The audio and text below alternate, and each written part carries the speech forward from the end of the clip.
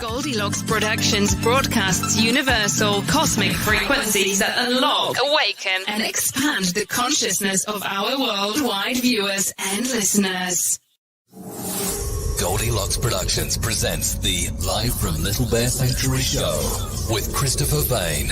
Enjoy topics such as the vegan lifestyle, sanctuary media highlights, and spotlighting new rescues. Happy Friday, friends. Welcome to Live from Little Bear Sanctuary. I'm your host, Chris Vane. How's everybody doing today? It's Friday, yay. Randy has the weekend off, so we're going to try to actually get some stuff accomplished around the sanctuary this weekend. So last night we had the screening of Gunda, which was the Joaquin Phoenix documentary. And I got a lot of very interesting, feedback from some of the viewers. And yeah, you know, guys, I totally agree. I don't want to give away the ending, but if you've seen the comments, you're already going to know what the ending is. But yeah, if you got a chance to watch it, really appreciate everybody who purchased a ticket. I think we had 26 people who purchased a ticket. And yeah, we got 30% of the proceeds. I actually logged in at 8:01. I tried to log in and they literally closed it down at 8. So I was really upset that I couldn't be there with everybody. But I'm pretty sure somebody sent a message because I was texting people. But yeah, sorry about the ending, guys. I totally get everybody's. I get it. But you know, that's all I'm going to say. That's all I'm going to say about it. Amazing cinematography. Very emotional at the end, of course. Definitely mild for Joaquin Phoenix. I mean, come on, guys. It was, compared to some of the stuff he's done. So yeah. So anyway, if you're watching live today, hey, Bill. Hey, how's it going, Chris? How are you?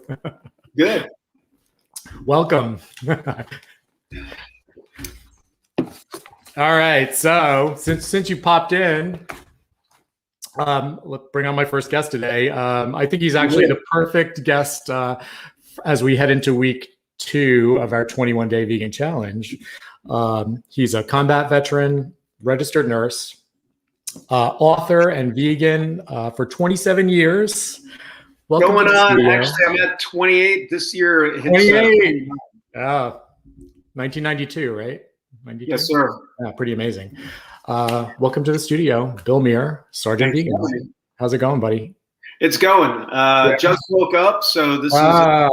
Thank you for joining us so early. Actually, this isn't that bad. So I might be doing a broadcast from California to Japan. They want me to go on at 4 a.m. because that's 8 their time, and I'm like, I just have to determine how much I want to be. I obviously want to do it, but I'm like, could we do like midnight my time? I'm like, Yeah, 4 a.m. Those were the days of surgical rotations when you had to get up at 4 a.m. in the hospital. And well, I do nights, so I'm like weird hours is kind of my thing, but it'd be like my day off. Like, yeah, I get it. So waking up. Thanks for being here today. This is awesome. Sure, glad to have you on. So I know back in the day, you left a really nice, cushy job teaching English in Japan, and you decided to join the Army. The Army, yeah. Yeah, after 9/11. So tell me about it. What? Sure. They showed me this this video of some Rangers in a boat at the Army recruiting station, and people jumping out of planes and other kind of such nonsense. And I was like, man, that's exactly what I want to do, which I think is not supposed to be the normal reaction to that.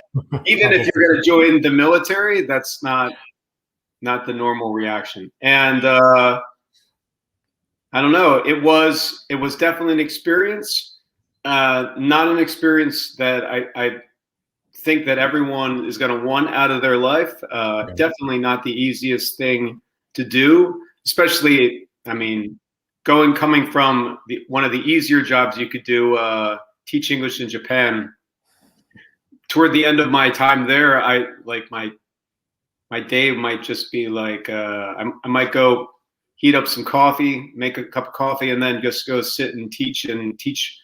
I taught conversation, and conversation you just have to be able to speak and get other people to speak and be able to teach a few key phrases and stuff like that. So really one of the easier jobs a human can do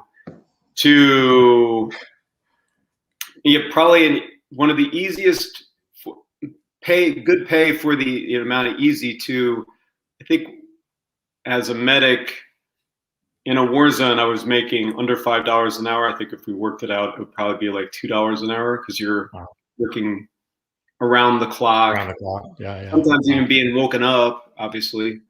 Often being woken up. Sure. Well, thank you for your service. Sure. Not something I could do personally, but I was a PA in New York, so I have a medical background, but and you were in combat, right? You were Afghanistan. It was definitely an experience.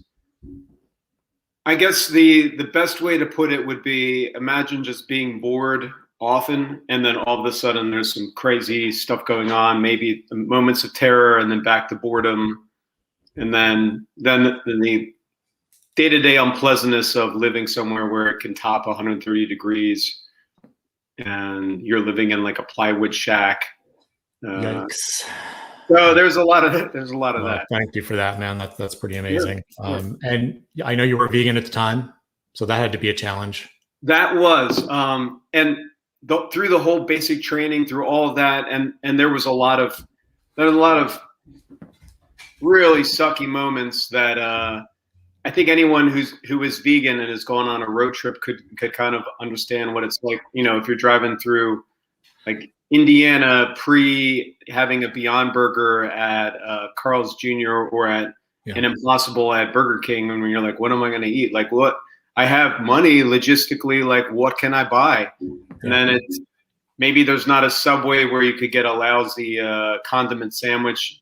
So you're like, peanut butter and jelly, it's kind of like that. And I've gone cross country a couple times, and pre-vegan being awesome too.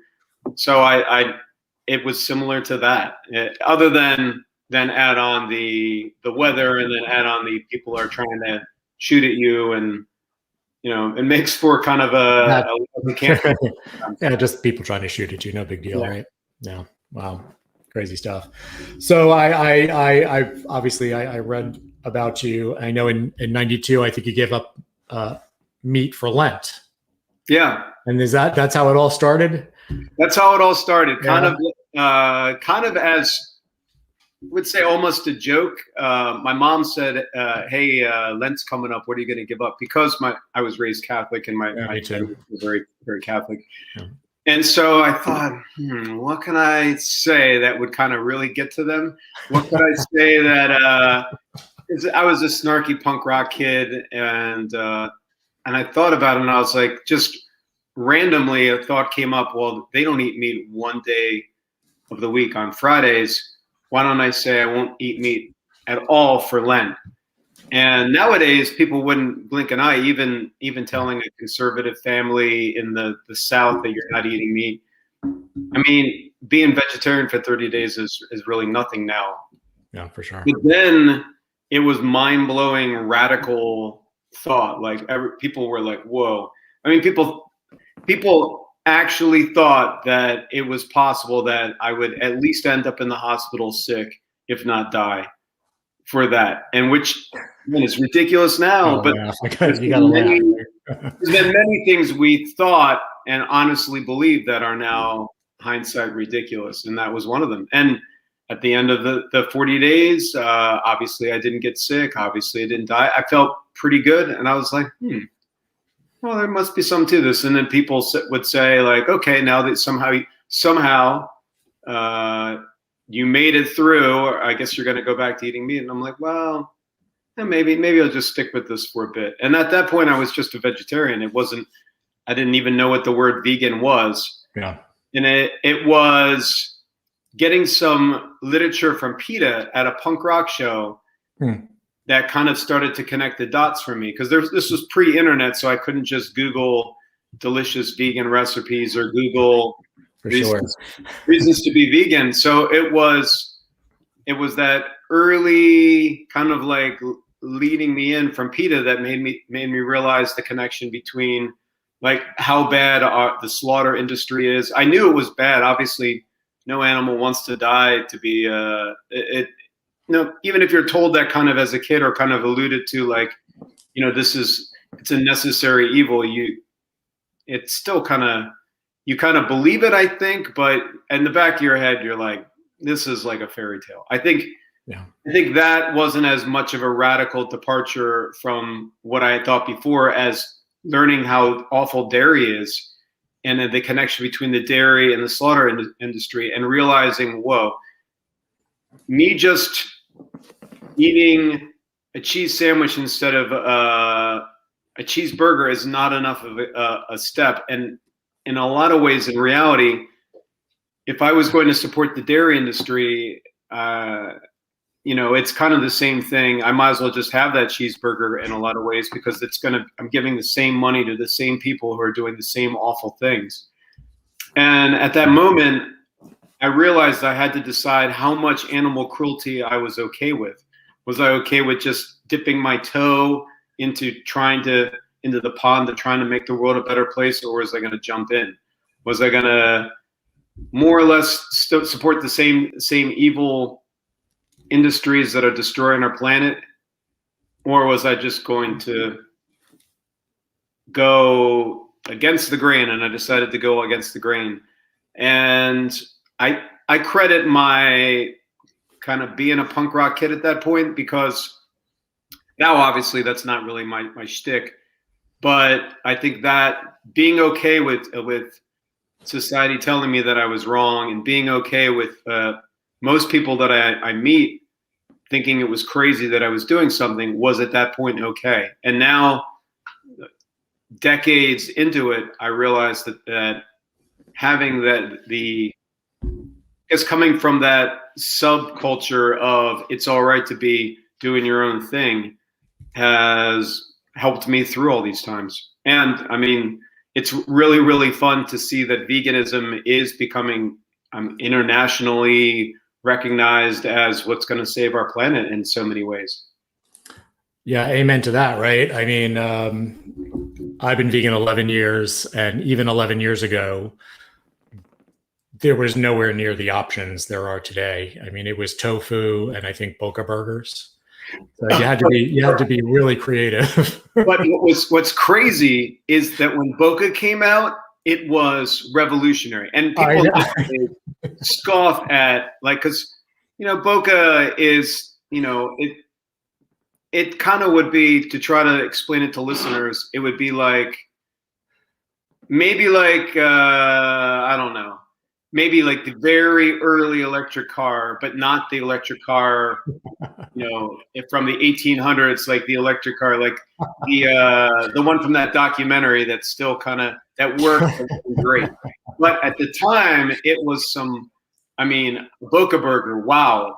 Because they had something when I went vegan called a Nature Burger, because there weren't veggie burgers. And that was basically this awful mix that tasted like something you might dig up in your backyard, like twigs and brambles and rocks and all. And it was just we've all been there for sure. Oh my goodness. Yeah, Boca Burger was like, wow. And even now, I guess I would eat a Boca Burger. I probably wouldn't go out of my way for it. Or be for sure.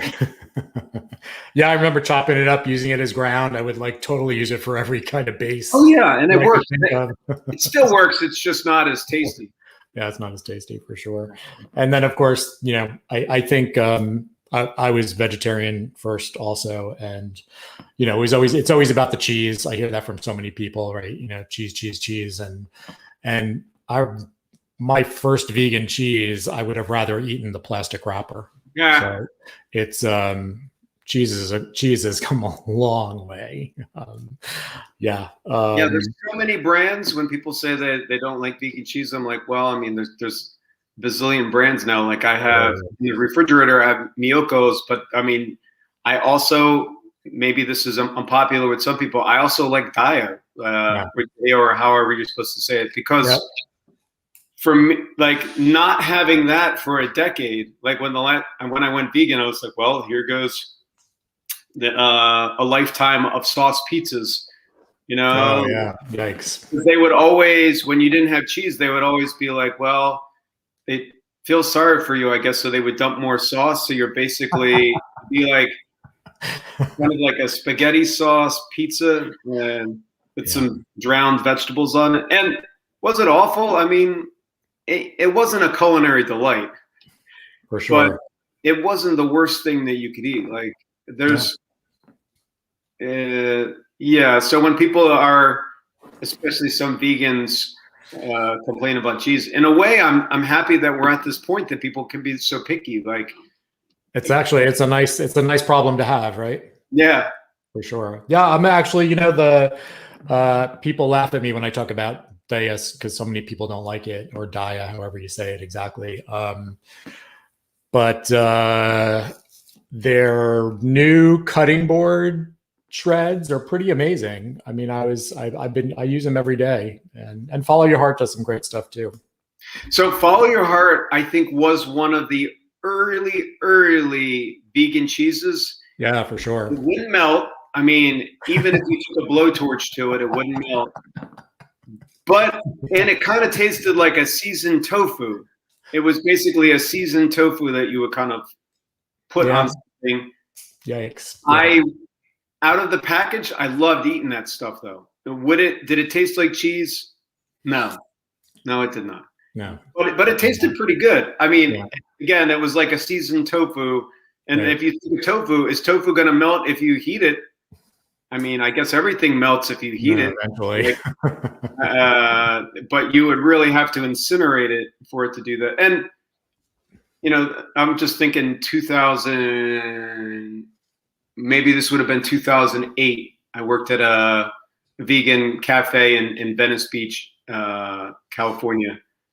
And they used to Follow Your Heart, and they would use it on paninis. Was it delicious? I mean, I think so. Yeah. Was it like cheese? I don't think so.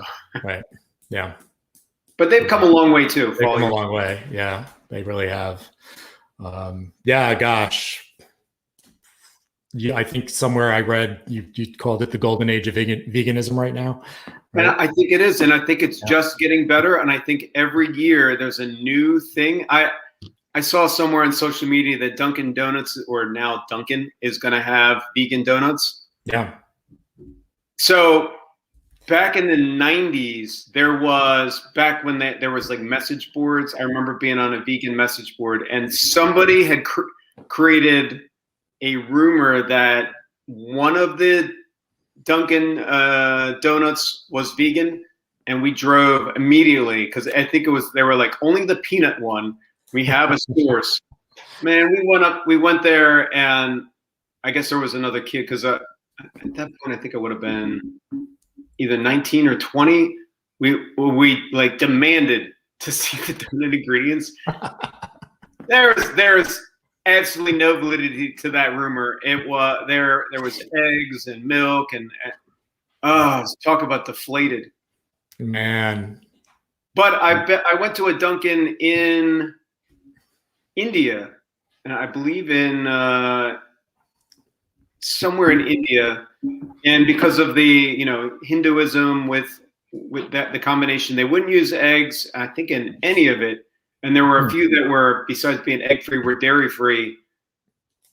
Accidentally vegan, and I was so overjoyed. None of it was amazing. None of it, I mean, we have in Pennsylvania where I grew up. Well, outside of where I grew up, there's a place, Vegan Treats, still blows so much out of the water. So Vegan Treats is wonderful, and Voodoo Donuts has awesome donuts. And now I'm trying to go to Voodoo Donuts. I hear so many amazing things about them. Oh, it's great. Yeah. The thing is, now even when Dunkin' gets in it, it gets in the race for making vegan accessible. It's really just going to be, the small bad will be it'll take all these like driving to the far-flung reaches of the universe for a vegan thing. It'll kind of eliminate some of that, which is For sure. Maybe a little sad, but the advantage is when people, it'll chip away at that. Well, I could never be vegan because, I get how important food is to people. And when someone's like, I could never be vegan because cheese. Well, when I went vegan, that was a valid argument. If you're, I guess if cheese is that important to you and more important than animals' life, because, they saw me, they're eating a cheese plate or a cheeseburger or whatever like that. I couldn't offer them that. I could say, well, I can make you a PBJ. Yeah. How about some poorly made pasta? I could do that too. Almost like pudding. So poorly made. And even if you went to a fancy or, the next level vegan, at that point, they couldn't offer you much. They could do a better made pasta. But nowadays, the more stuff that's out there, the less water that someone's argument is going to hold that it's hard to be vegan because if they say burgers, well, we got all this. How about cheese? Well, we got all this. Well, how about you can't be vegan and lift? Well, here you are, Bill, on your deathbed. Yeah, I belong to a strength team. There's some guys that most of the people that I've ever met that are like protein this, protein that. A, they don't lift. B, they don't even go to the gym. It doesn't even look like they go for a walk. So yeah, for sure. And we're not going to reach everybody with logic, and we're not going to reach everybody, period. But the people that would be on the fence, it's going to make it easier for them to make that transition. Because I don't think everybody is really cut out for doing something like we did, going super out of their way, going against the grain, doing something society thinks is crazy. There's always been early adopters of technology or of things that are trying to push forward, making the world a better place, whether it's civil rights or things like that. And animal rights has for a long time just been one of those things that I think it's been a hard sale just because of how hard it is for some people to adopt that into their lives. But as things get better and as people realize more and more that plant-based living is better for you, and not only better for you, but the food is just as good. And finally, this last component, accessibility. Yeah. I think it's gonna be, we're now at, I'd heard somewhere 10%, but I don't know how legit that is. But once we get over 20, and once it's 10 or 20, yeah, whatever it is. Yeah, once it's no longer just young people, but old people as well who are just who do it through a medical reason. The more of that we see, I think things are going to switch. And the downside is we might be out of a job or a hobby because once everyone's vegan, then it'd be like, well, not a bad place to find myself. I would be okay with that. Yeah, me too. I'm in Florida, so I'm surrounded by the meat eaters, and I at this point, if somebody's open to veganism or they want to hear about it, those are the people that I talk to, and I've always approached it from a positive outlook. I'm not shaming people and doing all those crazy things. I think it's sort of like, you're either preaching to the vegans, right? Or you're preaching to somebody who doesn't want to hear it. I think live it, don't preach it. I think I think Toby from H2O said that, live it, don't preach it. And I think he's very right in that. Also, so I work in a hospital still as an RN, and occasionally people are interested, and in which case I will explain why I eat the way I do and what it is.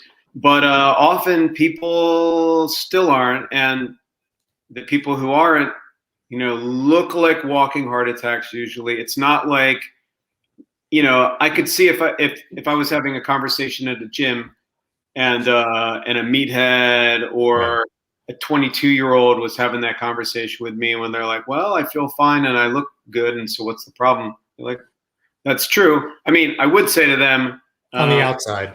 Yeah, at 20 something, if you're not bulletproof feeling, wow, you're doing something seriously wrong. Like, yeah. At 20 something, I could go a couple days without sleep and still do a, 5-10 mile run and whatever. That's the normal, how everyone should be at that point. Like, you're still a fresh human, But when you get to be, I'm turning 48. When you put on a couple miles, I've seen people that are look like they're falling apart. And sometimes it's like, for us guys, it's keeping your hair. So I don't think necessarily, I think I got lucky too, but when you meet someone that's fat and bald and they look like they're more in your dad's category than your category, the age bracket wise, you're like, well, I mean, it could be genes, but I also do work out and I eat really well. Yeah. So there's that. Yeah, I turned 59 this year, and I swear to God, if I wasn't vegan, I would definitely be looking a lot different. I mean, there's definitely a component to that, no doubt. No doubt. I mean, 100%. I mean, eating well and exercise, there's no just taking a med for that, No. And walking around with extra pounds, it's like I likened it to you're carrying a weight around, and if you're 45 pounds overweight, it's the equivalent of a person who's their regular BMI carrying a 45-pound weight, and that's going to wear you down. Yeah, big time. Kind of like to think about that. One of the funny stories from my my Army training. Just thinking carrying around a 45-pound weight. This is like the kind of thing that people who haven't had that experience, it's probably hard to fathom, but the kind of stuff that happens or happened. So I was a medic. I was assigned to a line unit with the 173rd. We were training in Germany. We had slept outside in the rain. It wasn't freezing, but it was cold. Then we were going to go for a 5K forced ruck march, full battle rattle, full kit, helmet stuff. And one of the other medics who was covering was sitting on like a van, basically one of our medic vans that would like drive around and be able to pick up stragglers or someone who's having an issue. I was just hanging out with those guys briefly and probably complaining about sleeping in the rain. And one of them was like, you know what? You could leave your regular ruck here and just take your medic bag, and no one would care. And other units are doing that. So I did that, and I showed back up to my unit, feeling pretty smart. And I was like, this is good. I went from 55 pounds, and now I'm at 25. I feel like I could sprint this thing. The platoon sergeant looked at me and he's like, what the heck? Obviously he didn't say heck, is this? He's like, I'm like, oh no, I just, the other guys are doing it. They said it's okay. They're like, no, you're gonna go back there and get your equipment, use blankety blanks, such and such.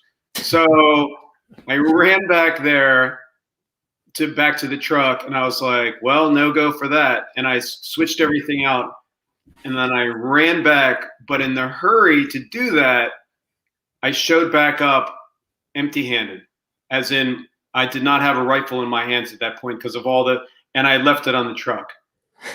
The platoon sergeant looked at me, and and very calmly said, totally don't worry about it, Doc.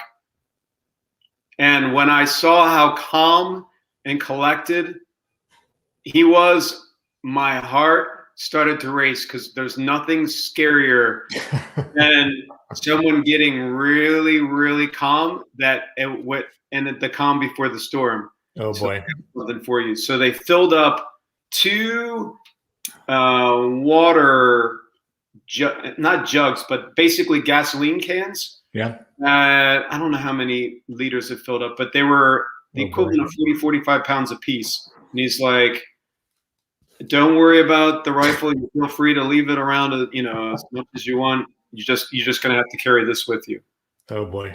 So I carried, I think these were, 45 a piece, so 90 pounds. So I carried that. So the first half mile to a mile, I would basically truck it. If you've been in the gym and grab the 40s to do something with, or probably chest, or I don't know, maybe you're doing some shoulders, going from the rack over and then putting it back, not too bad.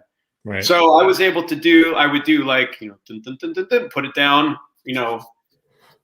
okay, that didn't last long. After a mile of that, I started to become unable to even, I was able to pick it up, but I couldn't walk very fast with it. I was starting to straggle. And the sergeant again said very calmly, absolutely no worries. These things happen. He had me take out cravats, which are basically the military. I think this is like a carryover from Vietnam, where you would be able to make a sling out of this basically piece of cloth, and you could do a whole bunch of stuff with it. It was completely clean. What's the word? It's aseptic, so you could do a lot with it medically. And I tied those gas cans to my wrists, obviously cutting off all circulation, and basically dragged it the rest of the way. Yikes. So yeah, that's what it would be like to be 90 pounds overweight. Yeah. And no wonder people who are that overweight have that trouble walking that distance. It must be awful. Yeah. And those people too, despite how awful they're feeling, society tells them that we're the crazy ones. Yep. But I think times are changing as celebrities adopt this way of living. At one point, Batman, Superman, and Spider-Man were all vegan. I know Tobey Maguire is still vegan. He was one of the Spider-Mans. Right. And Batman at one point, Christian Bale. Yeah. And obviously the Joker as well, Joaquin Phoenix. So it's almost like the entire superhero, supervillain catalog is going vegan, which I love. It's also nice to see men doing it and speaking up about it, and I think that's lacking, but certainly getting better. My viewership is 80% women, and we have an audience full of lovely ladies today. Good morning, everybody. By the way, we've got a full on. Let me see if there's any questions for you, Bill. Yeah, are we going to take questions? Yeah, let me just. I got to go scrolling down. Good morning, everybody. Oh, yeah, wow. Hey, sorry, Elizabeth. I was in the private chat and I did not. It's okay. Elizabeth said she loves your hair and thank you for your service. He's got good hair, Elizabeth. Elizabeth is one of my faithful viewers. She just went vegan 2 or 3 weeks ago. And let's see, I saw something. She said her body feels so much better being vegan, and she's lost 15 pounds in 9 weeks. Amazing, Elizabeth. I would just say, remember that veganism isn't just about weight loss. So if the weight loss kind of peters out, it will. And because it will, and if you obviously if you kept up that trajectory, it would be like that Stephen King book Thinner. You would not. You want to stop at your pie ideal weight anyway. Also, Thinner. One of the things about vegan food these days, especially because most people who cook realize that fat and sugar is what kind of adds a lot of the flavor in our food. Yeah. If you go vegan and are just munching on Impossibles and Beyonds and soon to be Dunkin' Donuts that are vegan, spoiler, you're not gonna lose weight. I'm hoping that most people, when they go vegan, if they're trying to lose weight and get healthy, they do the whole foods plant-based thing. You're going to feel better and be healthier that way. At the same point, I think it's all about balance. As someone who used to cook, I went to culinary school because I was going to open a vegan restaurant. If you just cook without oil, that you do the SOS, no sugar, oil, or salt, you're going to make food that's not super delicious. And then the problem with that is it will be super healthy, but then when you say, hey, to somebody, this is what vegan food tastes like, and they, you know, you have to create that balance, especially if you're cooking for, your family on Thanksgiving. You don't want to make basically water soup for them. You want something that's going to taste super good, knock their socks off, and then you kind of dial them into something that might be a little healthier. For sure. When I make food for work, for example, I usually just bring in a banana bread with chocolate chips. There's an easily veganized Trader Joe's box mix. Yeah. I know that A, people are going to like it. B, like my secret is instead of eggs, I add bananas to banana bread, which is really a no-brainer too. And then I get to have that conversation when people say, wow, this is actually really good. I said, well, why would you think banana bread wouldn't taste good without eggs? You want to eat scrambled egg bread? I mean, like, what are you expecting? They're like, well, ... I'm like, it's none of this is that hard. None of this is, okay. Yeah. It's funny. We sort of geared this 21 days to people who are already vegan and obviously to people who are not. And for me, I definitely overdo the Beyond Burgers and all that stuff. So I'm approaching this, the no oil, no sugar, to a much better degree than I've ever done it. And it's not easy. But there's some really good recipes out there without oil, especially the oil. The oil, I think, is really for sure. You can use cooking spray and stuff like that. Yeah, absolutely. Yeah. The easiest way to transition for anybody on this feed that's thinking about it is just the switching product for product. So if you're going to have a hamburger, instead have a Beyond Burger. If you're going to have like an animal yogurt, you have a silk yogurt or whatever. Just as good. 1-to-1. That's going to be the easiest way because back when I did it, there was none of that. You just had to completely throw out what you were doing and change it to completely something else and hope it worked out. And for most people, I guess it didn't. I mean, nowadays it's an upward trajectory of people going vegan and sticking with it, or to some degree at least. Then it would be for every person that went vegan, there were 5 that stopped, and it would just be, and that was just because of a lack of products. I think that made it hard. So I think making easy on yourself and not completely changing the way you do things at first is the easiest way. Absolutely. If you're doing it primarily for health reasons, I think at that point, then dial into the whole foods plant-based. You're gonna feel the healthiest. If money is a problem, you don't have to go organic for everything. There's the dirty dozen that they talk about. Right. I think that's a good idea. Also, if it's about the dirty dozen for people who don't know what that is. So there's a dozen vegetables that people say, health experts have said are better to have organic. Me personally, I don't really care about any of that. And it's not worth the extra money, especially if something has a wrapper with it, like naturally, like a banana.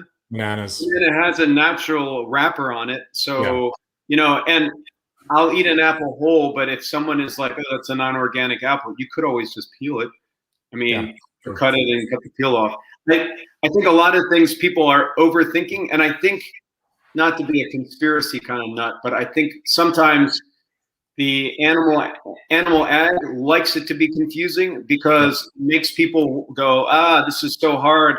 Maybe it's just easier to eat meat, and then they'll create nonsensical junk like Beyond Burger has so many ingredients, then healthier for you to eat the carrion, the rotting flesh, which no brainer.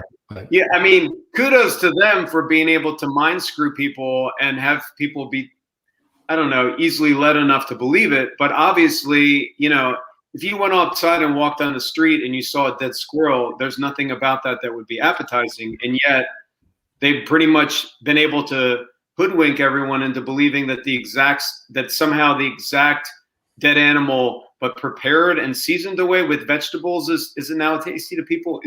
I mean, to be fair, been dead just as long, at least 7 days before you even put it on your plate, and tumors taken out of it and all the rest of the crap that's in it, right? That's pretty ridiculous. Crazy stuff. Yeah, pretty disgusting. Pretty disgusting. Yeah, and you know, I think, and we talk a lot about this on the show, about just the brainwashing that goes on as you're very young.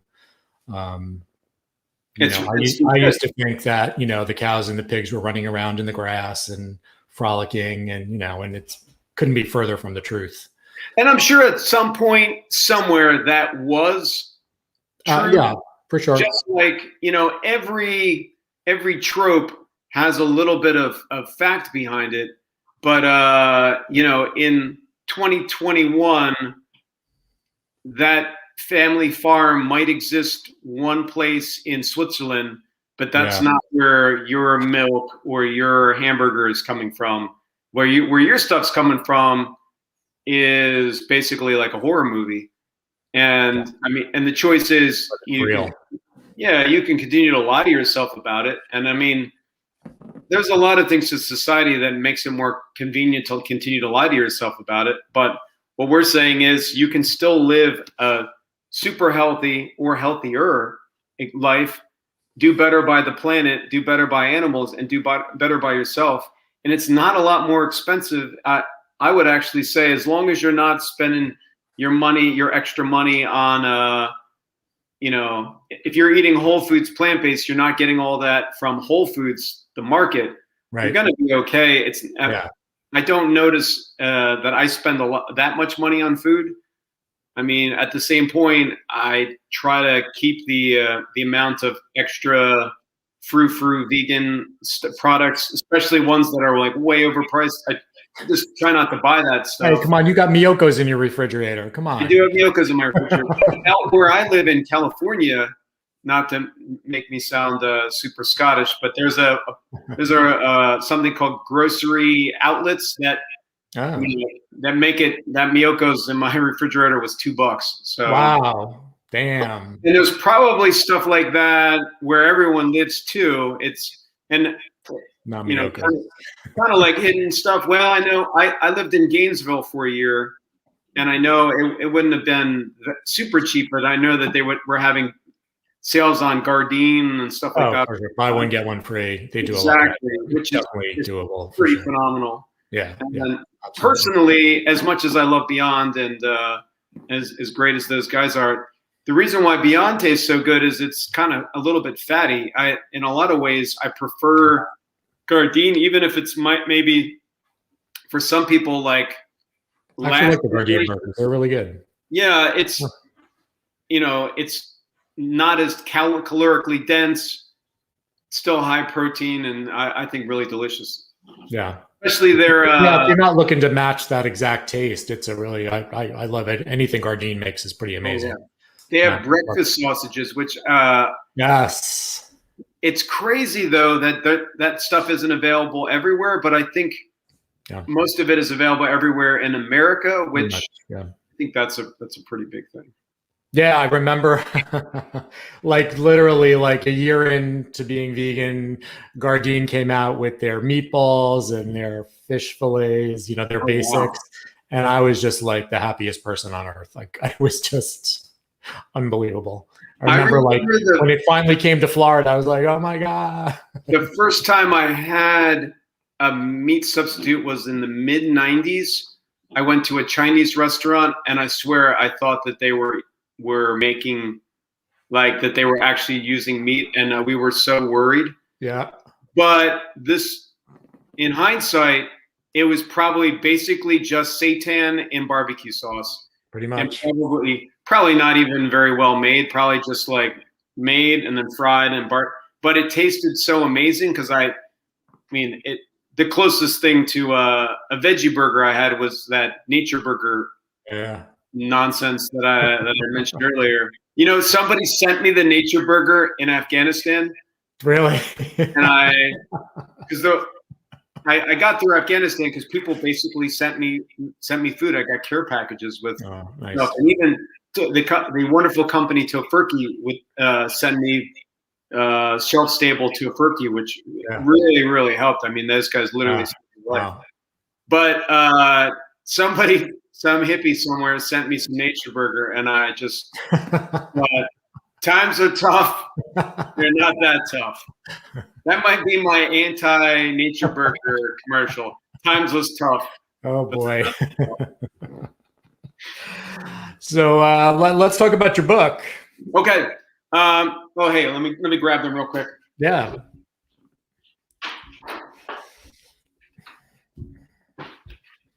Good morning, everybody. Hey, Allison. Hello, Anne. Hey, Gloria. How's it going? Going down the list, Bill. Let's see. Yeah, Vegan Strong. Vegan Strong. So the ultimate field manual for a kick butt plant fueled life. Basically, vegan 101 stuff. My thought behind this was, if I could somehow create time travel and send all the information that I have accumulated over 20, at this point, I think I wrote this 25 years in. Now that we're at going on 29 years. So all that information, send that back to me. How to be vegan, how to cook. So there's recipes in here, how to make it through, how to get all the dietary nutrition stuff, and how to work out properly on a vegan diet.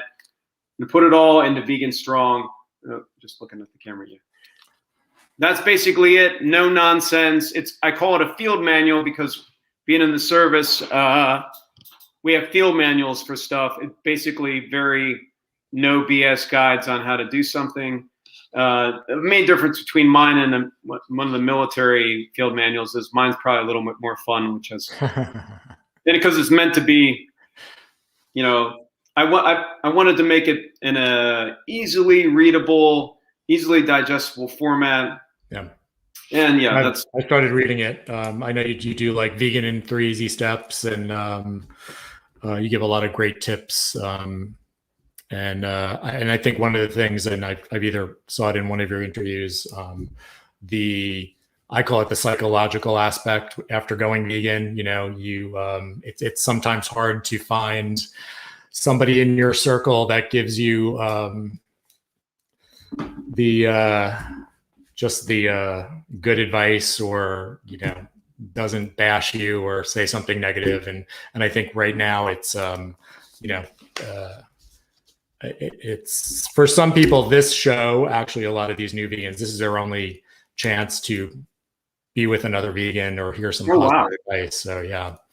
And I think if you're on social media, you see it, vegans bashing vegans. And for those that are new to this lifestyle, that's one of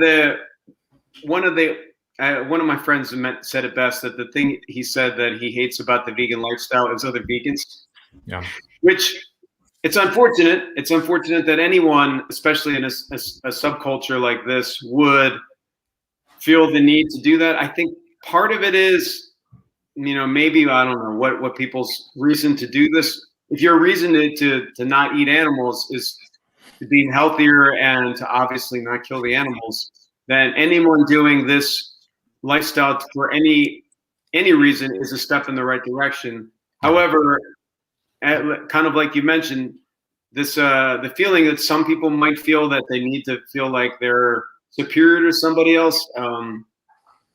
It's kind of sad, and it's unnecessary. Sad. Definitely sad. And I always tell people, just ignore it. Don't read the comments. I tell everybody, just don't read the comments. The other thing I would say is, if there's nobody in your circle who is promoting veganism or doing anything really that kind of like, and the guru or the person that you think you want to model your practice, you know, whether it's veganism or yoga or working out or anything. With social media, you can find the person who best speaks to what you want to get out of this. There's people of every color, of every race, of every religion that are vegan now and are easily findable on social media. So, if you want somebody that, is your gender or is your, pretty much anything you could think of, you can find it now. I started the Sergeant Vegan thing, A, because I was a sergeant, and B, because I thought, the one thing that people have a hard time these days of, no matter what they think of you, they don't want to cut up, is the military. So I thought, if I put, like with the book, if I put veganism and my military service together, it would be a little harder for somebody, even if we're in a red state or whatever, for somebody to completely hate on the idea, because they have to respect me being in the service. So no matter what you're looking for, there's going to be somebody trying to talk about things that you want to hear from your perspective. You just have to find that person. And I'll also mention, if they're not out there, then that means that you need to be that person. Amen to that, for sure. There's so many perspectives, so many ways to get people into eating better, to living better. And if it's not something you can readily find, then it possibly means that you're that person and you just haven't done it yet, Yeah. Well said. The other book is Kids. Yes, So I went a different route in a way. When I started writing Vegan Strong, it might have been a little edgy. I kind of started writing it with some of the way I used to talk as a sergeant, maybe a little rough. I toned it down, and it's more, actually me as an RN. That's more the speak. But The Adventures of Sergeant Piggy, I continued a little bit with the military theme because I didn't see that many characters for kids that were kind, compassionate, but also a strong character and military. So that's how I created Sergeant Piggy. And Sergeant Piggy. The illustrations. Who illustrated it? A gentleman by the name of Hayden Fowler, who is a professional. This guy does everything. He does video production and used to work for PETA, but he's also a fantabulous artist. I wanted to give kids, so my reasoning behind it is I wanted kids to be able to have an experience that's fun, exciting, see the world. Especially, I wrote this during this came out during COVID, where no one's going anywhere, doing really anything, and it's now all virtual, and be able to say, hey, you can still explore the world. There's going to be so many awesome things out there, so many different experiences. And I also wanted to introduce veganism. So there is veganism in here. Sergeant Piggy talks about looking for the best veggie burgers, and Sergeant Piggy eats dairy-free ice cream, talks about not eating animals because they're his friends. But I didn't want it to be a super weepy, sad, because kids don't need that stuff. Kids don't need like super sad and weepy. And I mean, life is awesome. And, sometimes it gets a little sad. Obviously, I work in a hospital, so I see a lot of sad and awful. But for the most part, the human experience of being alive is completely wonderful. And I wanted to be able to give kids that with the veganism, but minus the sad violins and stuff. Because really, as an influencer, if that's what we are, I want people to get how awesome it is to be vegan, not necessarily how sad it is to be eating meat. Because when you deliver something in a positive route, like Mary Poppins would say, a spoonful of sugar makes the medicine go down, I think that's always going to be better. And growing up as a punk rock kid and going to demos where we're just all angry and with these hand-drawn signs of meat is murder and stuff, if I learned that being angry and negative was a route for positive change, I certainly would have kept that route. And if I had seen when I say bad words to somebody, they're like, oh, golly, I had thought this. Now that you cursed me out, I'm totally changing my tune. I see someone said, where can we get the books? Vegan Strong is available on Amazon, as is The Adventures of Sergeant Piggy. Amazon is everything good, everything bad. It's in so many ways probably the great Satan, but I mean, to be able to find vegan authors like myself, and I would also say vegan products, because it's great for that too. Yeah. You know, it's everything good and bad. Oh, there's Linked Up. I love it. Oh yeah, that's my producer's amazing. She's always on it. Thank you, Tiffany. Thank you, Tiffany. Yeah. So questions. I'm fairly awake now. So. Well, Bill, we're right at the end of the show. That was a very quick hour, man. I could talk to you for another hour, seriously. Any final thoughts? Anything you want to say that I'm easily findable on social media, sergeantvegan.com. That's sgtvegan.com or SGT. I wasn't sure if you had a website. Yeah, I didn't see it anywhere. sergeantvegan.com. Oh, awesome. Very easily findable. Also, on social media, Facebook is just SGT space vegan, or Instagram SGT _ vegan. Yep.